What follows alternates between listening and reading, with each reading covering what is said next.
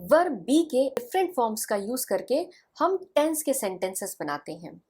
Past tense, present tense और future tense. Past tense के sentences बनाने के लिए हम इसके V2 फॉर्म का यूज करते हैं, वॉज और वर का यूज करते हैं। प्रेजेंट टेंस के सेंटेंसेस बनाने के लिए इसका प्रेजेंट फॉर्म यानी एम और आर और V5 फॉर्म इज इसका यूज किया जाता है। और फ्यूचर टेंस के सेंटेंसेस बनाने के लिए मोडल वर्ब विल, इसके साथ इसके V1 फॉर्म को यूज किया जाता है और बन जाता है विल बी। और विल बी का यूज करके हम फ्यूचर टेंस के सेंटेंसेस बनाते हैं। बीन, जो वर्ब का V3 फॉर्म होता है, उसका यूज परफेक्ट टेंस के सेंटेंसेस बनाने के लिए किया जाता है और बीइंग का यूज कंटिन्यूअस टेंस के सेंटेंसेस बनाने के लिए किया जाता है। तो आज हम इस वीडियो में वर्ब बी के प्रेजेंट फॉर्म यानी कि एम और आर और V5 फॉर्म यानी कि इज, इनका यूज करके प्रेजेंट टेंस के सेंटेंसेस कैसे बनाए जाते हैं ये सीखेंगे। तो चलिए शुरू करते हैं। Let's get started.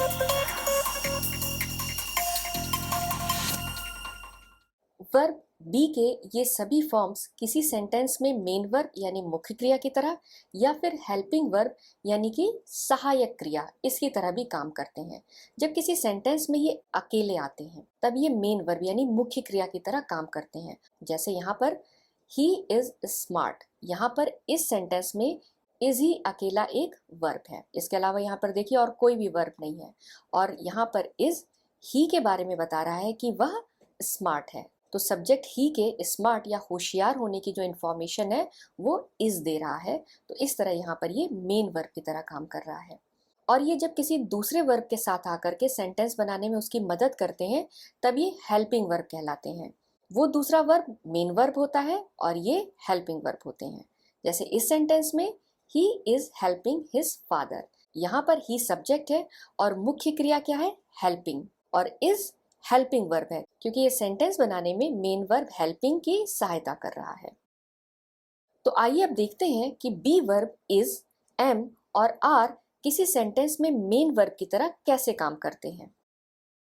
Is am are किसी सेंटेंस में जब मेन वर्ब की तरह काम करते हैं तब वे ये नहीं बताते हैं कि सब्जेक्ट क्या कर रहा है, बल्कि वे ये बताते हैं प्रेजेंट में यानी वर्तमान में सब्जेक्ट कैसा है, उसकी हालत कैसी है, वह किस स्थिति में है, जैसे कि वह खुश है या फिर जैसे कि वह थका हुआ है।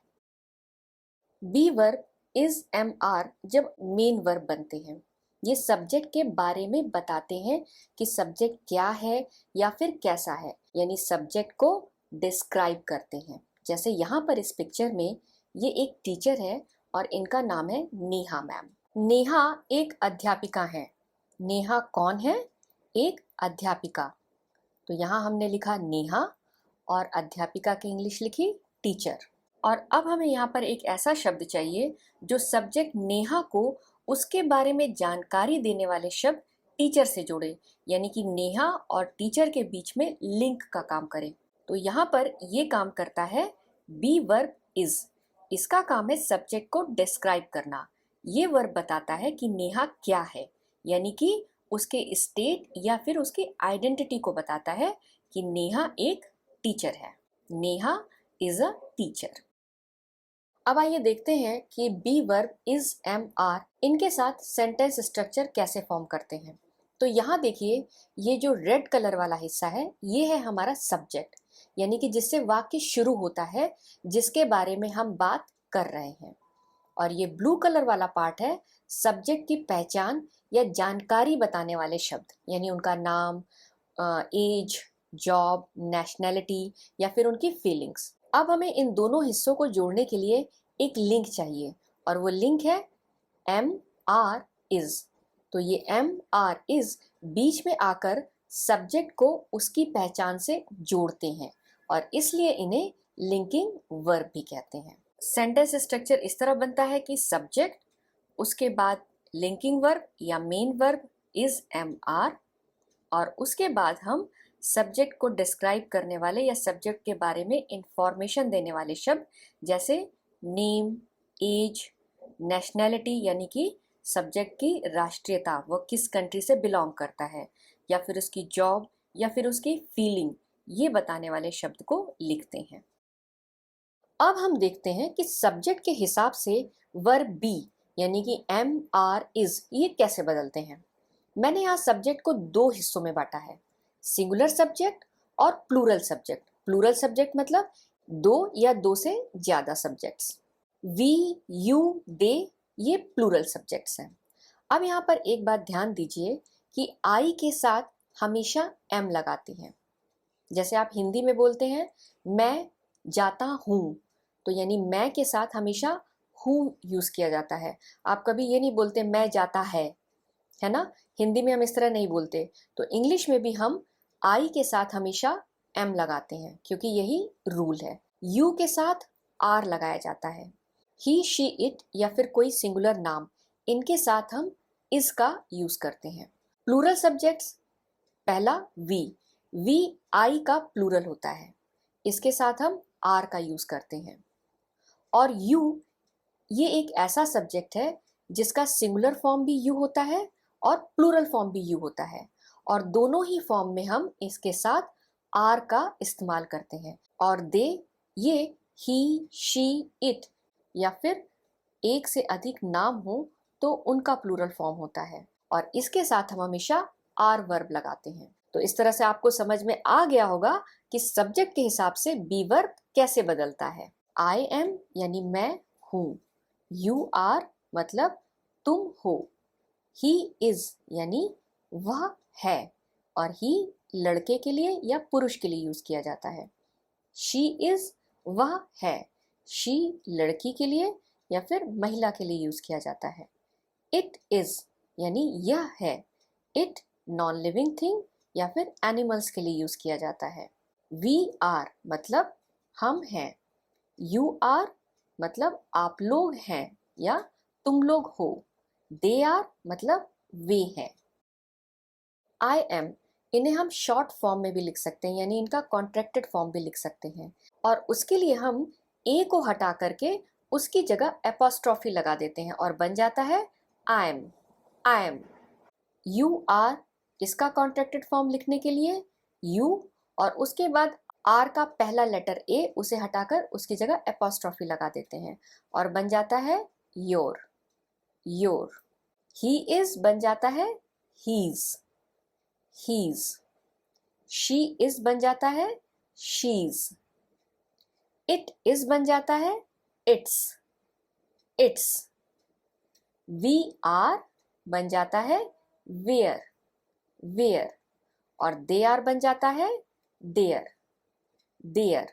तो इस तरह आप इन शॉर्ट फॉर्म्स को रोज इंग्लिश बोलते समय यूज कर सकते हैं।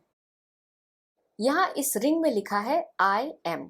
अब हमें आई एम के साथ एक सही प्रोफेशन जोड़ना है जो इन तस्वीरों में दिख रहा है। जैसे ये जो एक शेफ है, ये खाना बना रहा है, तो हम कहेंगे आई एम अ शेफ। अब बाकी तस्वीरों को आप देखिए और सोचिए बाकी के प्रोफेशंस क्या हैं। जैसे अगर आप टीचर हो तो आप बोलो आई एम अ टीचर। अगर आप एक डॉक्टर हो तो आप बोलो आई एम अ डॉक्टर। अगर आप पापा हो तो बोलो आई एम अ फादर। और अगर आप ग्रेजुएट हो चुके हो तो आप कह सकते हैं आई एम अ ग्रेजुएट। अब एक जरूरी बात, प्रोफेशन के नाम हमेशा काउंटेबल नाउन होते हैं, मतलब इन्हें गिना जा सकता है, इसलिए हम इनके आगे ए या एन आर्टिकल लगाते हैं। जैसे a doctor, a teacher, an engineer, an actor. तो अब आप बताइए आप कौन है? I M. अब हम सीखते हैं कि बी वर्ब यानी इज, एम, आर कैसे एक हेल्पिंग वर्ब की तरह काम करते हैं। जब ये वर्ब किसी दूसरे वर्ब के साथ आते हैं यानी किसी मेन वर्ब के साथ आते हैं तो सेंटेंस में एक कंटिन्यूअस एक्शन को दिखाते हैं, मतलब कोई काम जो अभी हो रहा है, और इसी को कहते हैं प्रेजेंट कंटिन्यूअस टेंस। और प्रेजेंट कंटिन्यूअस टेंस के सेंटेंसेस बनाने के लिए ये हेल्पिंग वर्ब हमेशा मेन वर्ब के V4 फॉर्म के साथ ही आते हैं। V4 फॉर्म यानी कि verb plus ING form. Main verb यानी मुख्य क्रिया वही क्रिया होती है जो सब्जेक्ट कर रहा होता है, और हेल्पिंग वर्ब उसकी मदद करता है और साथ में सेंटेंस का टेंस भी बताता है। जैसे दे आर टॉकिंग, यहाँ टॉकिंग मेन वर्ब है और टॉक का V4 फॉर्म है, और आर हेल्पिंग वर्ब है जो बता रहा है कि काम वर्तमान में हो रहा है। आइए अब यहाँ पे सेंटेंस स्ट्रक्चर देख लेते हैं। तो सेंटेंस स्ट्रक्चर में हम सबसे पहले लिखेंगे सब्जेक्ट यानी कर्ता, और उसके बाद सब्जेक्ट के अनुसार बी वर्ब इज, एम या फिर आर, और उसके बाद कर्ता जो काम कर रहा है, जो कार्य कर रहा है यानी मुख्य क्रिया, उसका V4 फॉर्म लिखते हैं, और उसके बाद अदर वर्ड्स वो लिख देते हैं। अब जब हम इज एम आर को हेल्पिंग वर्ब की तरह यूज कर रहे हैं, सहायक क्रिया की तरह यूज कर रहे हैं, तो सब्जेक्ट के हिसाब से जो रूल पहले सीखा था वही रूल अभी भी लागू होगा। मतलब आई के साथ एम, यू के साथ आर, ही शी इट किसी नाम के साथ इज, यू वी दे इनके साथ आर ही लगेगा। बस अब ये मेन वर्ब की मदद कर रहे होंगे।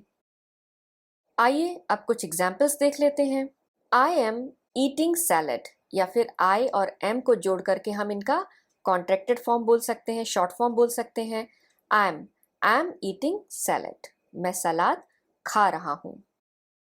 ही is working on the computer, यानी कि वह कंप्यूटर पर काम कर रहा है, या फिर इसे इस तरह भी बोल सकते हैं, he is working on the computer. We are taking a selfie, हम सेल्फी ले रहे हैं, या we are taking a selfie, हम सेल्फी ले रहे हैं, जहां पर हमने वी और आर का शॉर्ट फॉर्म यूज किया है वेयर। आई होप आपको मेरा वीडियो पसंद आया होगा। मेरे इस वीडियो को लाइक और शेयर जरूर कीजिए, साथ में मेरे इस चैनल को सब्सक्राइब करना मत भूलिए। थैंक यू, धन्यवाद।